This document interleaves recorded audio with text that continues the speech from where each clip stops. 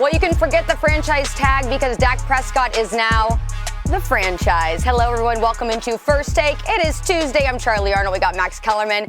We got Stephen A. Smith, who seems to be in a very jovial mood this morning. Look at those dance moves. I'm good. How you doing? Hey, Charlie, by the way, I do like the blue. It's kind of fly. Thank you so much. Well, I had to dress up because today is a big day, especially for Dak Prescott. Yeah. Gentlemen, the hours were winding down until the franchise tag deadline, and guess what? They got the deal done, and it is exactly what Dak wanted. So here's the details. 4 years, $160 million, $126 million guaranteed, and get this, he will be making $75 million of that in year number one. Yes, you heard that correctly. That is according to a source telling our Adam Schefter. This contract sets records for the highest all-time signing bonus and the highest average salary through the first 3 years of a contract. Overall, his deal just the second to average at least $40 million through its duration, joining only Patrick Mahomes. Okay, Stephen A., is Dak being overvalued with this long-term contract? I don't think so. I think that it's a situation where look where he is. You're Jerry Jones. You waited. You are what the market says you are. And in this particular instance, it's the year 2021. Obviously, the salary cap has been increasing. We know how COVID has compromised the NFL season and the compound fracture of his right ankle. We were expecting that to be something so debilitating that it would definitely compromise his ability to get a long-term deal. But Jerry Jones finally came to his senses and paid the guy, as far as I'm concerned, what he's worth. I was along a range of like $38 million or whatever, but, we're at this point in time, 38, 40, what does it matter? When you consider the television contracts that are coming down the pike, how the salary cap is expected to elevate and soar in the years to come, it pans itself out. In the end, I'm not going to sit up there and say he's overvalued because I see how horrid the Dallas Cowboys were last season without him. Andy Dalton wasn't the answer. That offensive line wasn't the answer. Ezekiel Elliott wasn't the same. Amari Cooper, Michael Gallup, C.D. Lamb, even though he was a rookie, none of them looked as good as they looked when Dak Prescott was in the game, was playing for them for the first 4.5 games of last season. Mike McCarthy didn't look as good as a coach. Kellen Moore didn't look as good as an offensive coordinator. The defense, particularly against the run, was non-existent.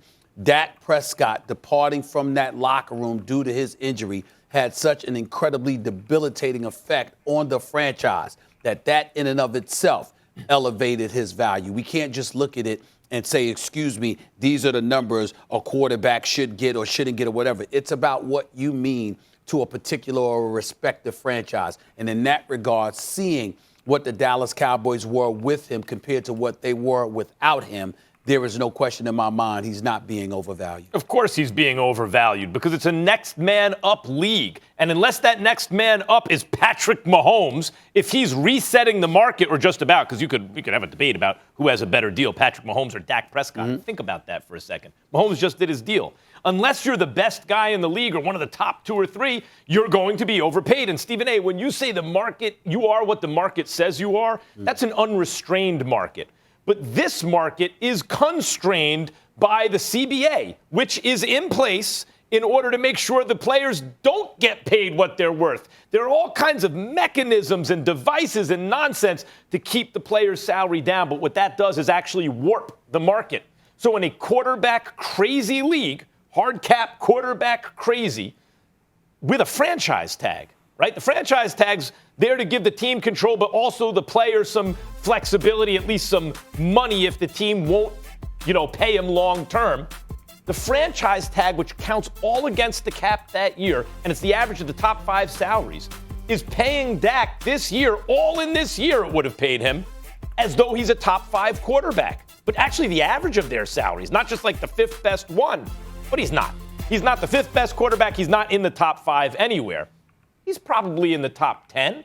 And maybe he's heading toward the top 5, but so far, is he worth that money? No. As a matter of fact, to the Cowboys, he had all the leverage in this negotiation because Jerry Jones bungled it so badly along the way that finally we got to the 11th hour and the Cowboys are like, we need some cap relief. Okay, here's the 4-year deal. Dak Prescott is just good enough so that his team doesn't want to let him walk out the door. Because as I told you yesterday, the NFL's divided into haves and have-nots. Either you have a quarterback or you don't. The Cowboys believe they have a quarterback. They don't want to lose him. The franchise tag made it ridiculous to franchise him again this year, so Dak had the leverage. That's different than saying he's worth it. They now have a team that's not ready to win the Super Bowl, few financial resources to make the team better, and the team needs to be much better. Okay, let's go down the list, Max Kellerman, because you sit up there and you talk about next man up. Who's the next man? Patrick Mahomes ain't going anywhere. Lamar Jackson's 24 years old. He's in Baltimore. He ain't going anywhere. Aaron Rodgers is 36, 37 years of age. He wasn't going to Green Bay. Russell Wilson's 32 years of age. He was thinking about going somewhere else, but obviously the Seattle Seahawks would have to comply to some degree in order for him to go. So the likelihood is that he's not going anywhere. So when we say next man up, who's that next man that Jerry Jones could go out and get to replace Dak Prescott? I'm sorry, it ain't Mitchell Trubisky and ain't Nick Foles. Who the hell is it? It ain't Big Ben Roethlisberger. Not that you would want that. I mean, who is it? Is it Jalen Hurts? Is it Carson Wentz? Who is it? Could have been Russell Wilson. Could have been Deshaun Watson. You could say it could have been Russell Wilson, but okay, I'm going to give up this money to make sure I can keep Dak Prescott, even though he doesn't count debilitatingly against the cap because of the way the deal was structured, and it's a relatively short-term deal in the grand scheme of things. We understand all of those nuances that come along with this contract, which is why, to some degree, we can't completely crucify Jerry Jones for what he ended up paying out, because he thought he definitely bought himself some cushion. My point to you, though, is this. When you look around the league, who were you getting? Because if you went out and you got Russell Wilson, what would you have had to give Seattle in order to get Russell Wilson? So when you say next man up, I'm saying for the Dallas Cowboys, there was no next man. Well, and that's why you were in a pinch, because you waited too long. There was no next man. You squeezed yourself, which you articulated on several occasions about Jerry Jones, which is why you accurately made the prediction that Dak Prescott would get signed to a long-term deal, because Jerry Jones put himself in a corner. You have to look at stuff out there. You saw there were no real options for you, which is why you had to end up giving Dak this money. But I think all of that is right. The next man up may be in college.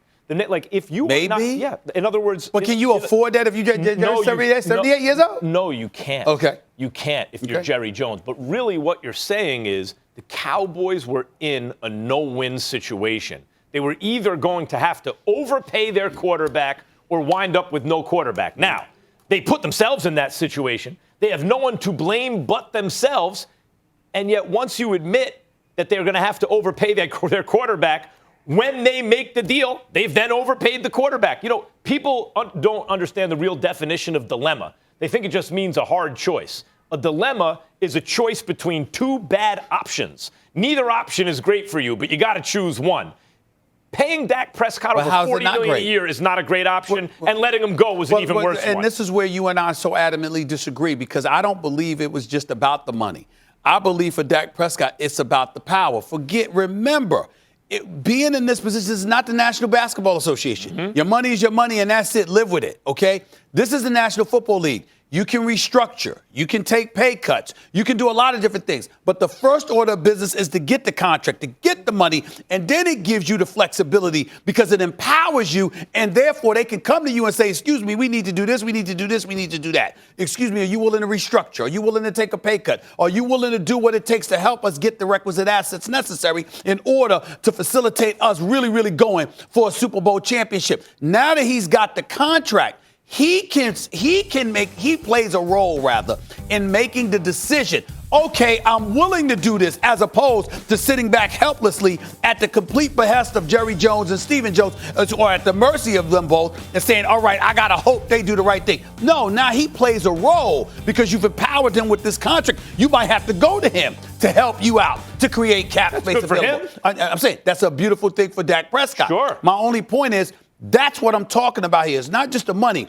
It's the power that the money brings with it, because you have to consult with him when you want to do certain things now because you need his money. That's true. But if you're asking, is he overvalued by this contract?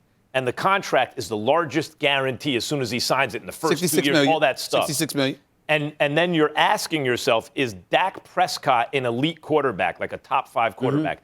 The answer is no. You also have to ask yourself, had the Cowboys cut a deal 18 months ago, what would it have been for? Actually, Stephen A., 18 months ago, they would have paid him a contract that would have been right on the border of whether or not he's overvalued, right? Around 30 million. And at this point, it's much larger than that. Yeah, but I'm saying, remember, Max, this deal is spread over 6 years. You see, it's out after 4, but it's spread over 6 years. Of course. So numbers-wise, they're in a very convenient situation. So, again, it doesn't cripple the Cowboys as much as people might think. No, they get $15 million of cap relief. And then you are Dak Prescott. Okay, all right, he ain't better than Tom Brady because Tom Brady's a reigning Super Bowl champion and he's the GOAT. He's not better than Aaron Rodgers. We got that. He's not better than Russell Wilson. We're going to throw Deshaun Watson and Patrick Mahomes in there. Outside of that, definitively, who can we say? Who can we say? Guys I would take before Dak Prescott still. Maybe. I take Josh Allen before Dak. I'm not sure about that, and I like Josh Allen. By the way, I'm not sure about that. I wouldn't say it's a slam dunk, but I would rate Josh Allen. But let me say this. Prescott. The top Lamar 5. Jackson. But we're not sure about that. Me neither, but I would take him. Time out. Because of his electrifying ability to run with the football. He can't throw the football like Dak Prescott. He can't do that. He cannot do that. He's a rookie. He doesn't make any money yet. Justin Herbert. Okay. Again, because he's a rookie, I get where you come from. He's younger, he's a rookie, and we've seen him fling the football. Sure. My point to you is that as you dissect and really go through the league, you've got Aaron Rodgers, Tom Brady, Russell Wilson, Patrick Mahomes, and of course, and Deshaun Watson. Somewhere. I'm saying, I gave you top 5.